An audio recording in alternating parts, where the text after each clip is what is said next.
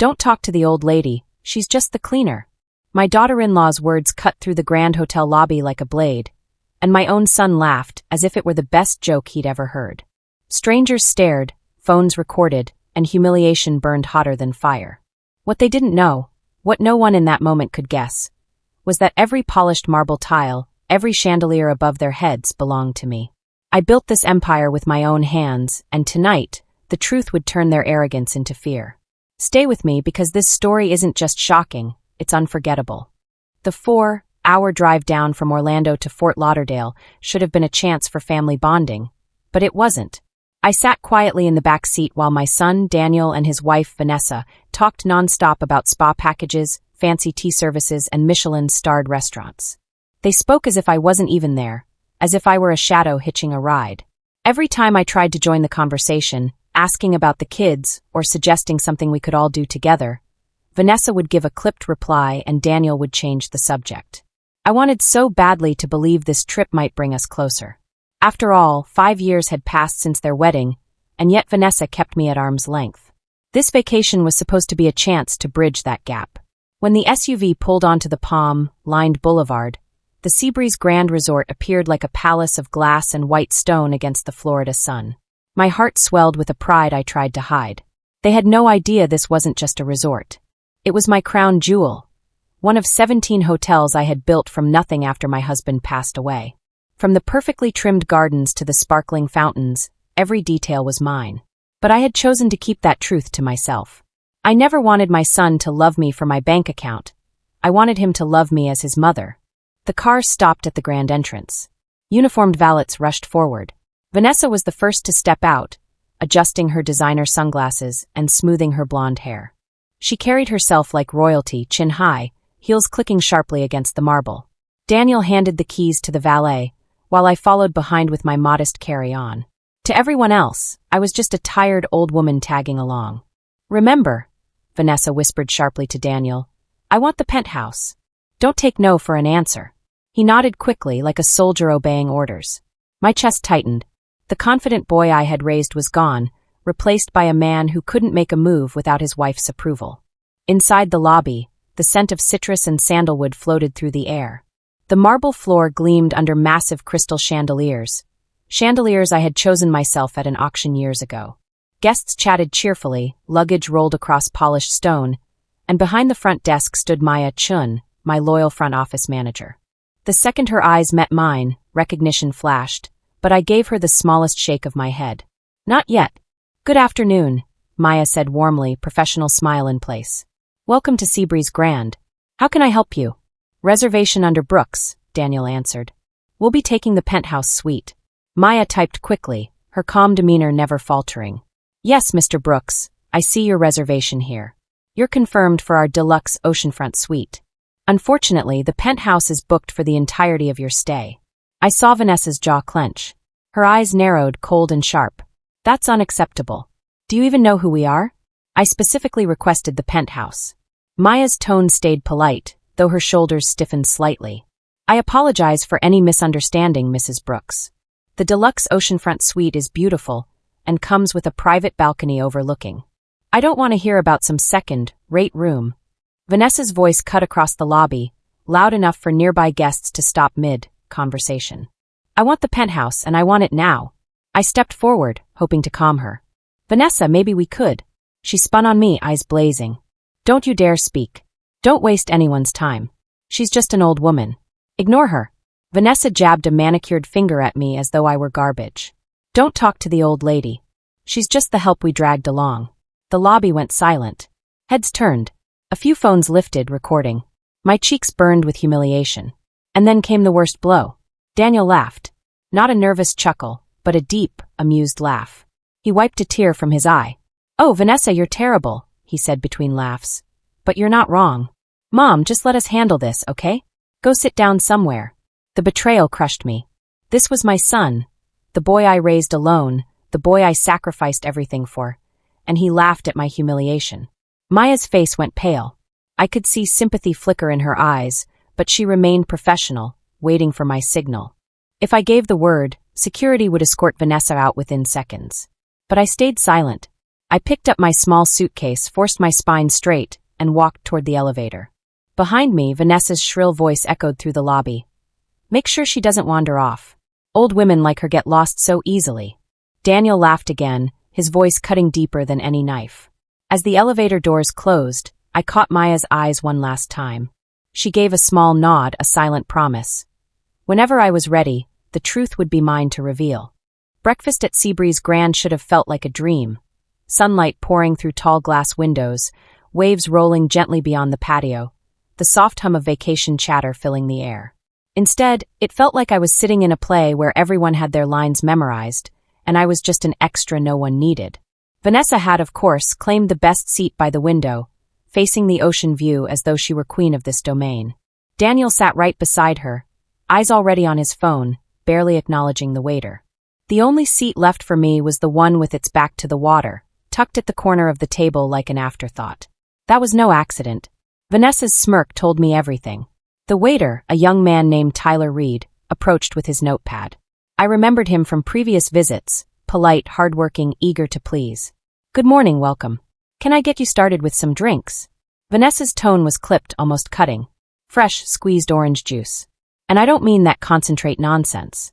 Eggs soft, boiled exactly 3 minutes, not 1 second more. Do you understand? And the coffee, dark roast, French press. Bring cream on the side, not in it. Tyler nodded, jotting quickly, but I saw the strain in his jaw. I had trained my staff to smile through even the most unreasonable demands, but Vanessa was pushing limits. Meanwhile, Zoe and Devin sat with their tablets propped up on the table, thumbs darting over screens, headphones cutting them off from the world. I tried to reach out, gently tucking a strand of hair behind Zoe's ear. She didn't even look up. Instead, Vanessa's hand shot out like a whip. Don't touch her hair. It was styled yesterday. I don't want it ruined. I pulled back as if burned. My granddaughter didn't raise her eyes. Neither did my grandson. They were buried in their digital worlds, immune to the tension pulsing around the table. Kids, Daniel muttered without looking up, say good morning to Grandma. Morning, they replied in unison, robotic, eyes never leaving their screens. I forced a smile, though my chest ached. I had imagined this trip as a chance to finally bond with them, to share stories, to hear their laughter. Instead, I felt invisible. Eleanor, Vanessa said suddenly, her eyes still scanning the menu. After breakfast, you'll take the kids to the pool. Make sure they're wearing sunscreen every hour. Zoe burns easily, and if she gets even a little pink, I'll hold you responsible. I nodded slowly, swallowing the sharp reply that rose in my throat. And keep them away from the deep end. Don't let them snack on those processed junk foods by the bar. If they want anything, call me.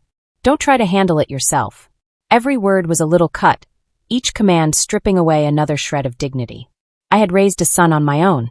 I had built a business empire brick by brick. Yet in her eyes, I wasn't capable of watching my own grandchildren without supervision. The waiter returned, placing drinks and plates carefully on the table. Vanessa didn't thank him. Instead, she inspected every detail like a drill sergeant.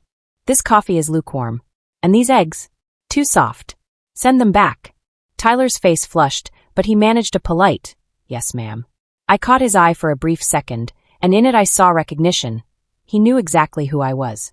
His look carried both respect and sympathy. But like Maya the night before, he stayed silent. He understood the charade I was maintaining. Daniel finally looked up from his phone, sighing. Vanessa, relax. It's fine. It's not fine, she snapped. We're paying for 5-star service. Her words stung more than she realized. Paying? I was the one footing this entire trip, every spa treatment, every glass of wine, every lavish dinner. But she spoke as if she were queen of the castle, and I were just the hired help tagging along. I sipped my coffee quietly, though the bitterness had nothing to do with the roast. My thoughts wandered back through decades of struggle. The endless nights cleaning rooms, scrubbing floors, balancing books when there was hardly enough to cover payroll. The way I had built a single bed, and breakfast into 17 thriving hotels. My staff respected me. My peers admired me. Yet my own family treated me as though I were nothing. Zoe finally pulled out her earbuds long enough to ask, Grandma, Mom says you used to clean houses for rich people. Is that true? The question landed like a slap. I felt the air leave my lungs. Vanessa didn't even glance up, just sipped her coffee with a sly smile. No, sweetheart, I said softly, keeping my voice calm. I'm a business owner. I build hotels. Devin looked up, eyes wide for the first time that morning. Mom says you make up stories because you're ashamed of being poor. She says you pretend to be important. The cruelty of those words nearly undid me. My own grandchildren thought I was a liar, a delusional old woman. Lies Vanessa had fed them like poison. I wanted to scream the truth. That I lived in a penthouse worth millions, that my name was etched into contracts and deeds across 3 states, that every paycheck in this resort flowed because of me. But I didn't. I simply placed my napkin on the table, hands trembling under the weight of betrayal. For the next half hour, I sat silently while Vanessa issued orders. Daniel ignored me, and my grandchildren drifted further away into their screens. Around us, other families laughed, shared pancakes, passed syrup bottles with sticky fingers and genuine joy. We looked nothing like them. We looked like strangers forced together by circumstance. By the time breakfast ended, I no longer felt like part of this family trip. I felt like a servant being paid in humiliation. And the cruelest twist of all? I was paying the bill. The next morning began exactly the same way as the last, with Vanessa rattling off orders as though she were briefing an employee. Lipstick in one hand, phone in the other, she barely glanced at me as she dictated. Lunch at noon sharp. Devin gets cranky if his sugar dips. Keep the granola bars I packed close by. Zoe's skin is sensitive, so apply sunscreen every hour on the hour. And don't let them near the deep end. If they want snacks, text me first. Don't try to decide anything yourself. Understand? I stood silently nodding, though every word was like sandpaper scraping across my dignity. I had raised Daniel alone. I had survived years of 16-hour days building a business empire from nothing. And here I was being reduced to the role of an unpaid nanny, receiving instructions as if I'd never cared for a child before. Daniel looked up briefly from his phone. We'll probably be back around 6, he said. Maybe later if traffic's bad. His tone was casual, dismissive, as though my entire day existed only to make theirs easier. They left in a rush of designer handbags and cologne, heading off for a vineyard tour and private tastings. The moment the door shut behind them, I exhaled, the silence almost deafening. Zoe and Devin were sprawled on the couch, eyes glued to their tablets. I knew if I kept them here all day, nothing would change. So I made a choice. Come on, kids, I said softly. We're going to the kids' club. Devin frowned. Mom said we had to stay here. Your mom was wrong, I replied, voice steady. You're coming with me. The kids' club was my creation years ago, part of the vision I had for Seabreeze Grand. I wanted families to have freedom, parents to relax while children laughed and played under careful supervision. Walking in now as a guest instead of the owner was surreal. The bright colors on the walls, the shelves of board games, the circle of beanbags, all of it had been my design. The counselors welcomed Zoe and Devin with cheerful smiles. Within minutes, my grandchildren who had been mute and sullen all morning were running with other children, their laughter ringing through the air. For the first time since this trip began, I saw them act like kids. No screens, no frowns, just joy. My heart ached with a bittersweet mix of pride and sorrow. They were capable of happiness. They just hadn't been given the chance. With the kids safe and entertained, I finally had a few hours to myself. I wandered the resort grounds, taking it all in as though I were a stranger. The manicured lawns, the sparkling pool, the staff in crisp uniforms, it all looked flawless. Guests sipped cocktails, couples posed for photos by the fountain, and I listened to snippets of conversations praising the owners for their impeccable taste. They didn't know that the old woman shuffling by was that owner. That every flower bed, every hand-stitched curtain, every policy designed to keep service excellent had come from my vision. It was both humbling and heartbreaking to realize I had become invisible in the very place I built. By late afternoon, I returned to the kids' club. Zoe and Devin were sweaty, flushed, and smiling. Grandma, look. Zoe held up a painted seashell. Devin waved a paper crown he'd made during craft time. For a fleeting second, it felt like I belonged. We walked to the beach together, where I taught them how to search for shells washed up by the tide. We built a small sandcastle, laughter spilling into the wind. For the first time on this trip, I felt a flicker of hope. That hope vanished the moment Daniel and Vanessa returned. Sunburned noses, wine-stained laughter, shopping bags swinging from their arms. They looked like people who had spent the day being pampered, not parents reuniting with children. How were they? Daniel asked, scrolling his phone without waiting for an answer. They were fine, I said simply.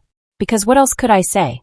That their kids had finally smiled because I broke Vanessa's rules? That for a few precious hours, I had been allowed to be their grandmother, not their servant? Good, Vanessa said, tossing her sunglasses onto the table.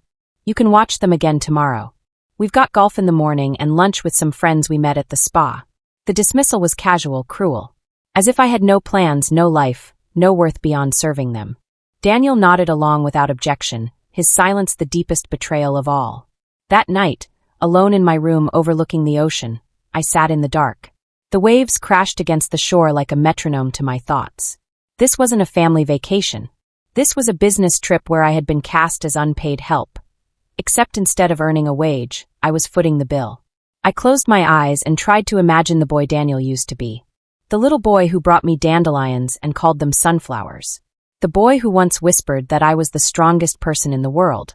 That boy was gone. In his place was a man who allowed his wife to strip me of my dignity. The sorrow was sharp, but beneath it, another feeling stirred. Anger. Clean, sharp anger. At being used. At being lied about. At being erased. Something inside me shifted. Tomorrow would not be the same.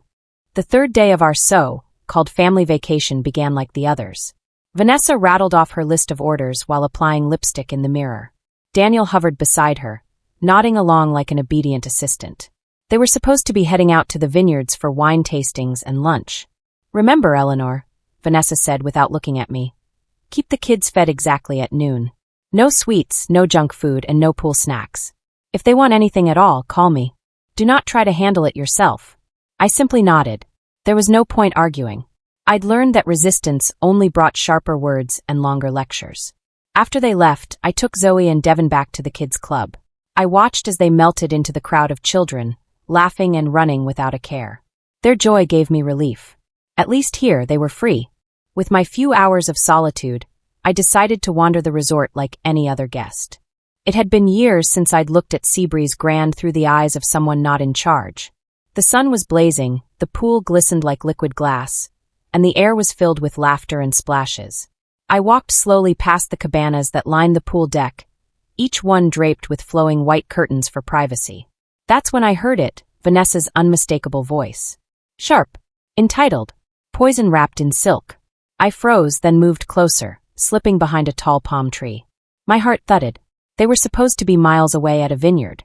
Instead, they were here, tucked inside a private cabana, talking in hushed tones with another couple. She's getting old, Vanessa was saying.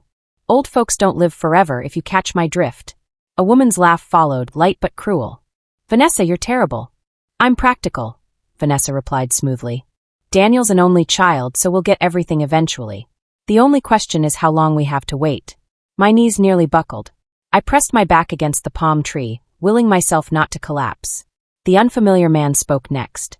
But doesn't your mother-in-law have money of her own? Daniel's voice, my son's voice, answered with a lie so smooth it sliced me open.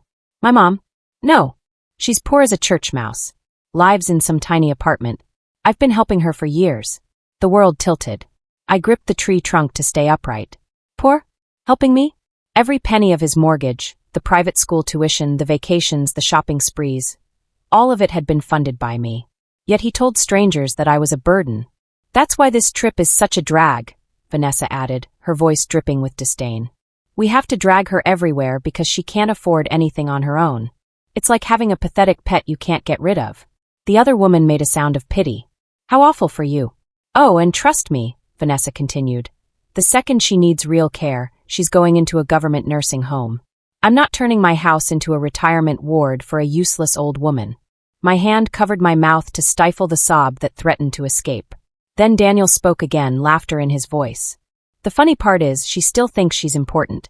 Tells these crazy stories about owning businesses, about being successful. It's sad, really. She's either got early dementia or she's just desperate to matter. Dementia? The man asked with a chuckle. Maybe, Daniel said. Either way, it's embarrassing. Yesterday, she even told the kids she owns hotels. Hotels? Can you imagine? She can barely afford rent. Laughter erupted inside the cabana, each sound slicing into me like shards of glass. Well, Vanessa concluded, at least we won't have to listen to her delusions much longer. 5 years, maybe 10 if we're unlucky. Then we'll finally be free. I stumbled back, the palm tree no longer enough to steady me. My chest ached, my breath came shallow. This wasn't just cruelty, It was a blueprint for erasing me from their lives. More laughter. Then Vanessa's voice again. The best part is she thinks we invited her on this trip out of love. She has no idea she's just here to babysit while we enjoy ourselves. The truth crashed over me. Every humiliation, every dismissal, every cruel word. It had all been deliberate. They didn't just see me as worthless. They saw me as disposable. I pressed a trembling hand against my chest, fighting to keep steady. The boy who once told me I was the strongest person in the world was gone. In his place stood a man who mocked me, plotted against me, and laughed about my death. But beneath the searing pain, something else began to rise. Not just sorrow. Not just anger. A cold, unshakable resolve. If they believed I was powerless, they were about to learn just how wrong they were. I walked back from the pool deck with my pulse still hammering in my ears. Their laughter echoed inside me, but so did a clarity I hadn't felt in years. They thought I was weak. They thought I was powerless. But they had forgotten who I really was. I wasn't just a grandmother tagging along. I was the founder of Seabreeze Grand. And it was time to remind them. The first thing I did was take out my phone. I scrolled to Maya's number and pressed call. She picked up immediately, her voice a mixture of concern and loyalty. Mrs. Brooks, are you all right? I saw them this morning. Did something happen? Yes, I said, steadying my breath. I overheard everything. They don't just disrespect me. They're lying about me, poisoning my grandchildren, and plotting to cut me off as though I were nothing. I won't stay silent anymore. There was a pause, then Maya's voice firmed. What do you need me to do? First, I need the full account of every expense they've charged since we arrived. Spa, meals, wine, golf, everything. Put it in a file and have it ready.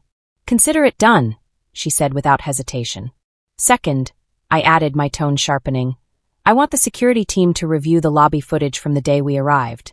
Especially the moment Vanessa raised her voice and humiliated me. That footage may become useful. Maya didn't even flinch. I'll have it pulled within the hour. Her confidence gave me strength. I hung up and took a deep breath. Step by step, the plan was forming. Later that afternoon, I walked through the resort's garden paths, letting the ocean breeze cool my face. My mind raced through everything I had built, the trust funds, the deeds, the investments. I had always planned to provide for Daniel and his family, but only under the assumption that respect remained. Now that respect had been shattered. When I returned to my suite, an envelope was waiting at the door. Inside were neatly printed pages. Every expense Vanessa and Daniel had racked up since check-in. Thousands of dollars in massages, bottles of champagne, shopping sprees charged to the room. All of it billed under my name, as though I were their personal bank. I spread the pages across the desk, staring at the evidence of their entitlement. My chest tightened, but not with pain, with determination. Moments later, another call came from Maya. Security has the footage, ma'am. We also have audio pickup from the pool cabanas. The conversation you overheard, it's on file. For the first time in days, I allowed myself a small smile. Proof. Undeniable, unshakable proof. But the plan wasn't only about catching them in lies. It was also about reclaiming what was mine, my dignity, my voice, my role as the matriarch of this family. I picked up the phone again, this time dialing a different number. Grace Whitaker, came the crisp reply. Grace was the attorney who had overseen my business contracts for over a decade. Grace, I said, I need you to review the living trust we established for Daniel. Pay close attention to the morals clause. I want to know if public humiliation and verbal abuse qualify as grounds for suspension of benefits. There was a pause, then a dry chuckle. From what you're describing, Eleanor, they don't just qualify, they scream violation. Send me the details, and I'll prepare a formal notice. I leaned back in my chair, the ocean visible through the window. The waves rolled in steady rhythm, each one fueling my resolve.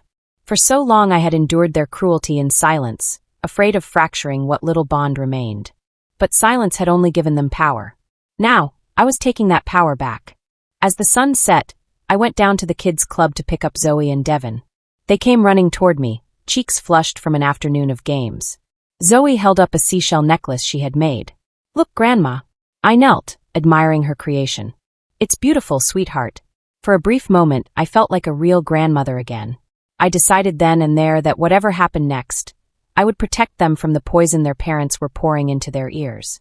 That evening, back in my suite, I laid out the envelope of expenses, the copies of security footage, and Grace's pending legal review.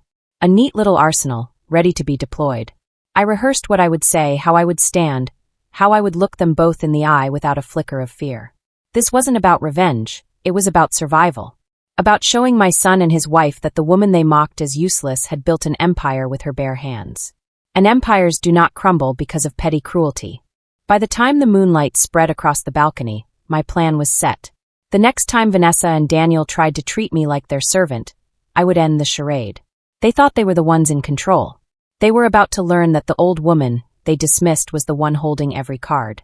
I woke the next morning to the sound of waves outside my balcony and a string of buzzing notifications on my phone.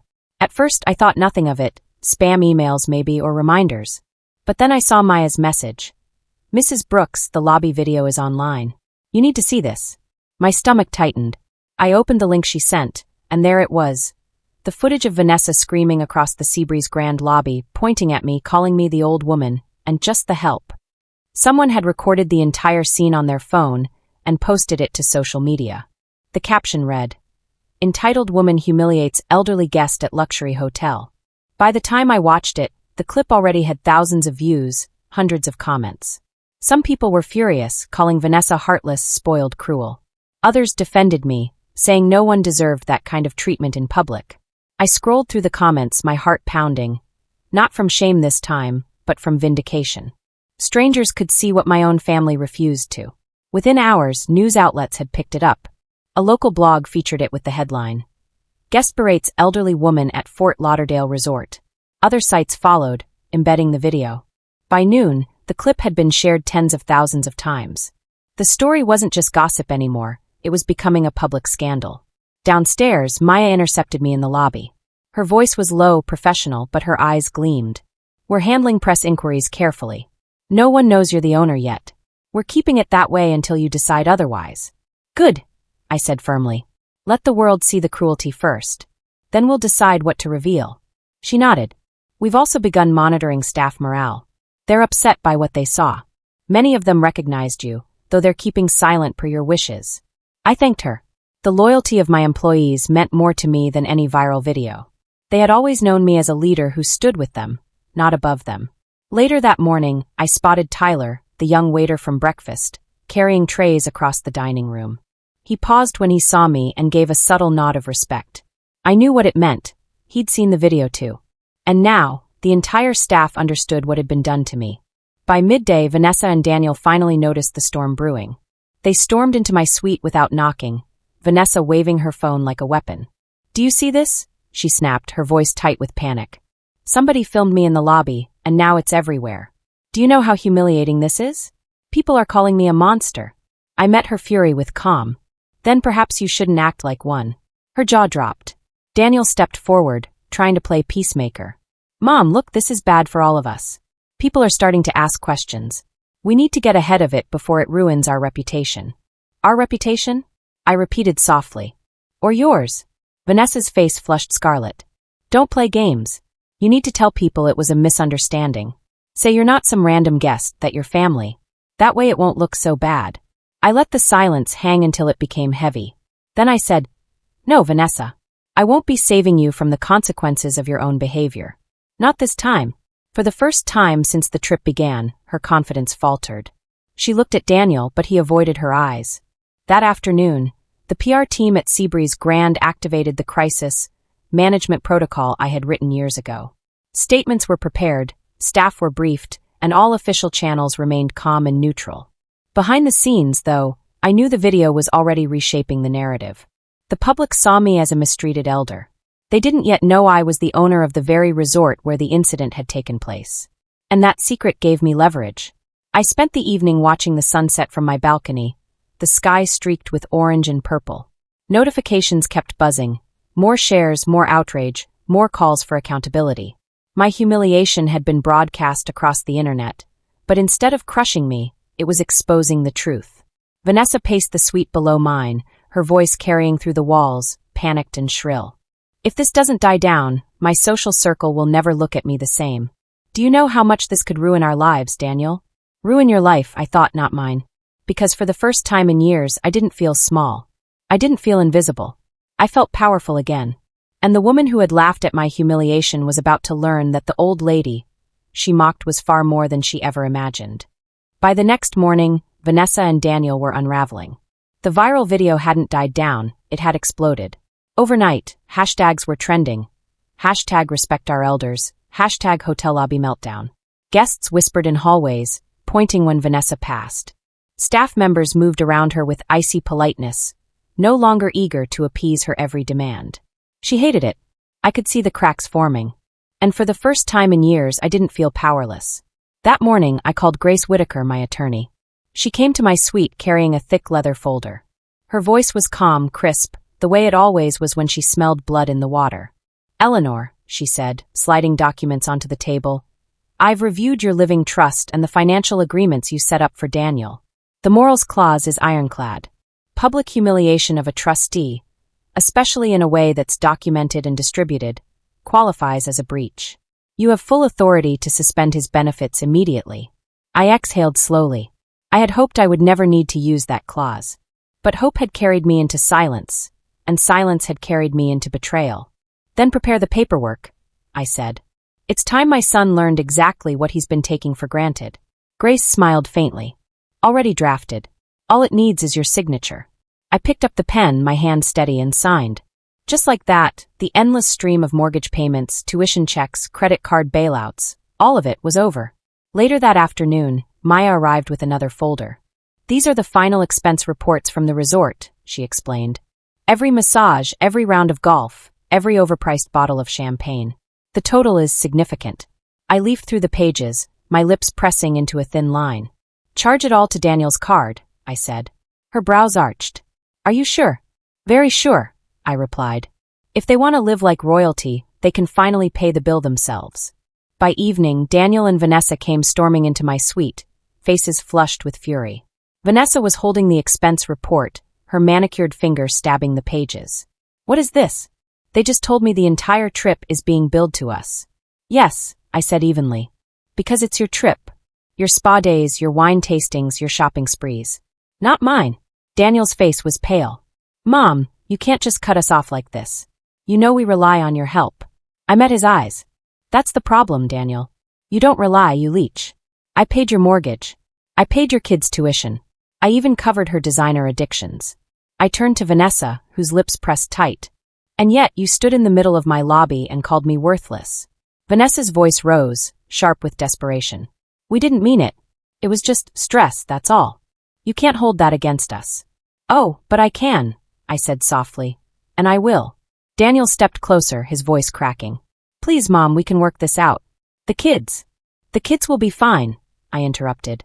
"But you need to understand something. Money is not infinite. Patience is not infinite. And you have exhausted both." The silence that followed was heavy, broken only by the ticking of the clock on the wall. Finally, I slid the signed trust documents across the table. "Effective immediately, your benefits are suspended. No more checks, no more tuition, no more mortgage payments. You are on your own." Daniel stared at the papers as though they were a death sentence. Vanessa snatched them, scanning desperately for a loophole. There was none. Grace's work was airtight. "You can't do this," Vanessa hissed. "Oh, but I can," I replied, my voice cool as steel. And I just did. Daniel sank into a chair, burying his face in his hands. For the first time, I saw fear in his posture. Not anger, not arrogance, fear. The reality of independence weighed heavier than he could bear. I leaned back, my gaze steady. "I gave you everything. And in return, you gave me humiliation. Now we're done." Vanessa opened her mouth to argue, but no words came. She knew the truth. The money train had stopped, and with it her easy life. As they left my suite, Vanessa's heels clicked furiously against the marble, each step like a warning shot. Daniel followed, shoulders slumped, his phone dangling uselessly in his hand. I stood at the window, watching the ocean waves roll under the fading sun. For years, I had believed protecting Daniel meant shielding him from consequences. But sometimes the most loving thing you can do is let someone feel the weight of their own choices. And tonight, for the first time in a long time, I felt free. That evening, as the resort lights shimmered against the ocean, I sat waiting in my suite. The documents were signed, the expenses reassigned, the benefits cut. But I knew the true reckoning still lay ahead. Vanessa and Daniel wouldn't accept defeat quietly. They would storm in, and this time I was ready. The knock came just after 9. It wasn't polite, it was pounding. I rose slowly, opening the door to find them both standing there.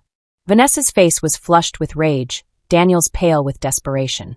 "You can't do this to us." Vanessa spat, shoving her phone in my face. "Do you have any idea who's calling me?" "Friends, colleagues, people from our circle. Everyone has seen that stupid video. They're mocking me. My reputation is ruined because of you." "Because of me?" I said, my voice calm, almost quiet. "No, Vanessa. Because of you. You humiliated me in my own lobby, in front of strangers. The world simply saw what I already knew." Daniel tried to interject. "Mom, please, we're under a lot of pressure." "Pressure?" I cut him off, my tone sharpening. "Do you think I don't know what real pressure is? I buried a husband and raised you alone. I scrubbed floors until my hands bled. I built an empire out of nothing. Don't speak to me about pressure." Vanessa crossed her arms, sneering. "Empire? You're delusional. You're just an old woman with stories. You don't own this place. You never have." I didn't flinch. Instead, I pressed a button on the phone beside me. Within moments, Maya entered, followed by 2 members of security. She carried a folder, her expression unreadable. Vanessa's eyes widened. "What's this? You think parading your little receptionist in here is going to scare me?" Maya set the folder on the table and looked directly at Vanessa. "Mrs. Brooks," she said clearly. "Eleanor Brooks isn't just a guest. She is the sole owner of Seabreeze Grand and all 17 properties in the Seabreeze collection. She's not the help. She's the reason every one of us has a job." The silence that followed was thick. Vanessa's jaw dropped, color draining from her face. Daniel's eyes flicked from Maya to me, shock spreading across his features. I let the words sink in before speaking. "You wanted to treat me as if I were disposable, as if I were some burden to hide away. But the truth is everything around you, the food you eat, the spa you relax in, the very walls of this suite, exists because of me. And I will no longer bankroll my own humiliation." Daniel's voice cracked. "Mom, why didn't you ever tell me?"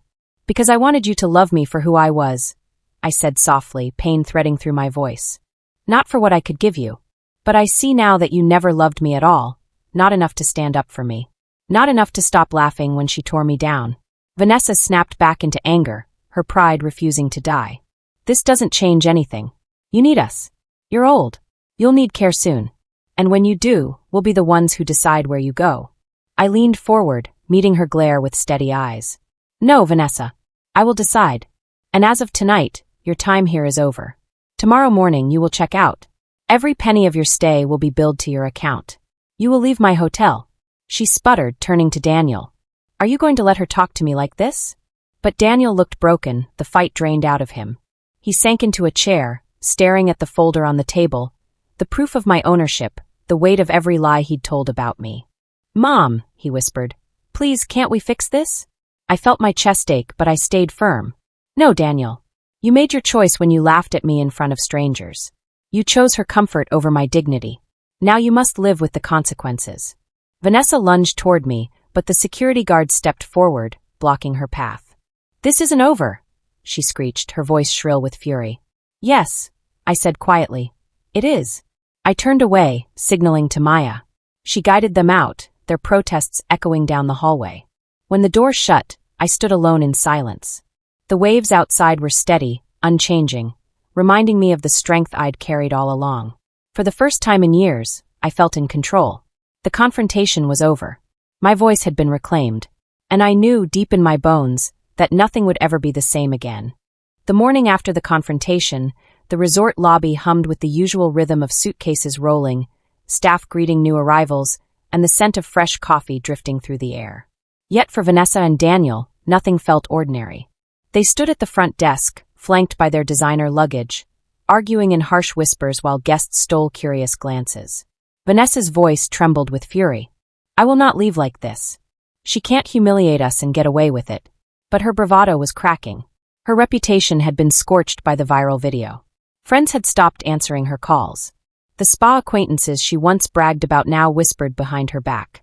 The woman who thrived on control suddenly found herself powerless. Daniel, on the other hand, looked hollow. Dark circles framed his eyes, and his shoulders slumped under the weight of reality. For years, he had relied on my quiet support, mortgage checks, tuition payments, safety nets that always caught him before he hit the ground. Now those nets were gone, and he was staring into the abyss of accountability for the first time. From the balcony above, I watched unseen. My heart twisted. This was my son. My only child. I remembered the boy who once held my hand during thunderstorms, the boy who whispered that I was the strongest woman in the world. That boy was gone, replaced by a man who had chosen arrogance and betrayal. But beneath the ruin of his pride, I saw something else, fear. Maybe even regret. Later that afternoon, Daniel came to my suite alone. He didn't knock loudly this time. His voice was low, uncertain. "Mom, can we talk?" I gestured for him to sit. He lowered himself into the chair across from me, eyes fixed on the carpet. For a long time, he said nothing. Then finally words spilled out. "I don't know when I became this person," he admitted. "I let her shape me. I thought keeping her happy meant keeping the peace. But I lost myself. And I lost you." My throat tightened. "Daniel, you didn't just lose me. You betrayed me. You laughed when I was humiliated. You allowed your wife to poison our children against me. That wasn't keeping peace. That was choosing cowardice." He flinched but didn't argue. Instead, he nodded slowly. "You're right. I don't deserve your forgiveness. But I don't want to lose you completely. Not forever." For a moment, silence filled the room, broken only by the sound of waves against the shore. I searched his face, looking for the boy I once knew, for a flicker of sincerity. And I saw it, a crack in the armor, a sliver of truth. "I can't promise to forget what you've done," I said at last. "But if you want to rebuild, it will be on my terms. Respect, honesty, and boundaries. Without them, there is nothing left between us." Daniel's eyes glistened. He nodded again, this time with resolve. "I understand." As he left, I felt both lighter and heavier. Lighter because the truth was finally spoken. He knew the damage. He admitted it. But heavier because the wound still throbbed. Healing would not come overnight. Meanwhile, Vanessa collapsed in her own way. Stripped of luxury, faced with bills she could no longer shove onto my shoulders, she raged at everyone, staff, Daniel, even strangers. But her fury only isolated her further. When she tried to intimidate Maya, threatening to have her fired, Maya calmly handed her a guest complaint form and walked away. The staff, once careful to appease her, now treated her like any other troublesome guest. Without power, Vanessa was just noise. By evening, their departure was set. Suitcases packed, credit cards charged, reputations battered. Vanessa stormed out, sunglasses covering her face though the sun had already dipped below the horizon. Daniel followed, glancing back once at the resort he had thought was just a backdrop for his vacation, now revealed as the empire his mother had built. I stood on my balcony, watching them leave. My heart ached, but I did not waver. For too long, I had carried their weight, shielding them from consequences. Now they would face life on their own terms, without my safety net. And yet, in the quiet of that night, something inside me softened. This wasn't just collapse. It was awakening. I had finally drawn the line, finally reclaimed my dignity. And perhaps, just perhaps, Daniel had glimpsed what respect truly meant. The morning after their departure, the Seabreeze Grand felt different. The lobby no longer carried the sharp echo of Vanessa's voice or the nervous tension of staff trying to placate her demands. Instead, it breathed with its usual elegance. Soft music drifting through the air, guests smiling, employees moving with calm precision. I walked through the marble hall with a quiet pride, not because I had won some battle, but because I had reclaimed myself. Every polished surface, every fresh bouquet, every detail that made this place shine was a reminder of the years I had spent building. Not just a business, but a legacy. When I stepped out onto the terrace, the ocean stretched endlessly before me. Zoe and Devon were there, crouched in the sand, building a castle with seashell turrets. For a moment, I simply watched, letting the breeze carry their laughter to me. "Grandma, look," Zoe called, waving me over. "It's the tallest one yet." I knelt beside them, smoothing the sand where the tide had threatened to wash it away. "It's beautiful," I said, and I meant more than the castle. I meant this moment, the fragile possibility of connection still alive in their small hearts. For hours, we gathered shells, chased waves, and shared stories. I told them about Daniel when he was their age, how he once tried to rescue a turtle, how he made crowns out of dandelions and called me the queen. Their eyes lit up, curious, open. For once, there was no poison in their ears, no walls built by Vanessa's lies. Just children and their grandmother, piecing together something that might last. Later, back in my suite, I stood by the window as the sun began to set. The horizon glowed gold and crimson, spilling light across the waves. I thought about Daniel, about the boy he had been, and the man he had become, about the apology he had tried to offer, halting and raw. I didn't know if our relationship could be fully healed. But I knew this, the path forward would be different. Boundaries were in place now. My love would no longer be unconditional in the face of cruelty. Respect would be the currency of our bond. And if he wanted to rebuild, he would have to earn it. For Vanessa, there was nothing left to salvage. She had shown me exactly who she was, and I had finally believed her. Sometimes letting go is not loss, it is survival. As the last rays of sunlight slipped beneath the ocean, I felt something I hadn't felt in years: peace. The humiliation, the betrayal, the anger. They had all been fire, burning away the illusions I had clung to. And what remained was stronger, clearer, unshakable. I whispered to myself as the waves roared like applause. I am not invisible. I am not powerless. I am Eleanor Brooks. And this is my life. For too long, I had feared loneliness. But that night, I finally understood.